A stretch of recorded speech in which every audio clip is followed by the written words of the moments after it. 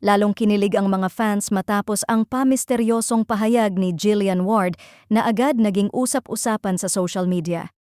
Sa isang tanungan kasama ang kanyang mga taga-suporta, diretsahang tinanong si Jillian kung may nag-aya na ba sa kanya na makipag-date.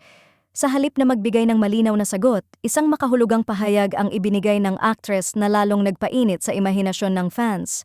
Ayon kay Jillian, "Secret, baka mahuli niyo pa kung sino," sabay ngiti na agad namang nagpa-react sa mga netizens. Para sa marami, hindi raw maikakaila ang kilig sa kanyang sagot na para bang may tinatago ngang espesyal na tao ang aktres. Dahil dito, bumuhos ang samut-saring espekulasyon mula sa kanyang mga tagahanga. Hindi nagtagal, isang pangalan ang agad na lumutang, si Eman Bacosa.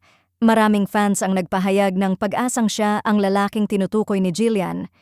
Ayon sa kanila, ramdam daw ang natural na chemistry ng dalawa at kahit sa mga simpleng interaksyon pa lamang, kapansin-pansin na ang pagiging komportable nila sa isa't isa. Bukod sa usaping personal, muling umingay ang panawagan ng fans na sana ay magkatrabaho rin sina Jillian at Eman sa isang proyekto. Para sa mga taga-suporta, hindi lang kilig ang nakikita nila kundi potensyal ng isang tambalang kayang dalhin sa mas malaking proyekto, mapatelebisyon man o pelikula.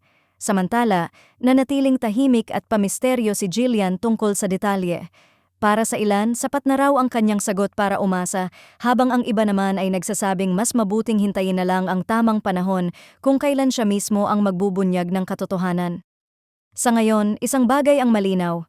Isang simpleng secret lang ang sinabi ni Jillian Ward, pero sapat na iyon para magliyab ang kilig at haka-haka ng fans.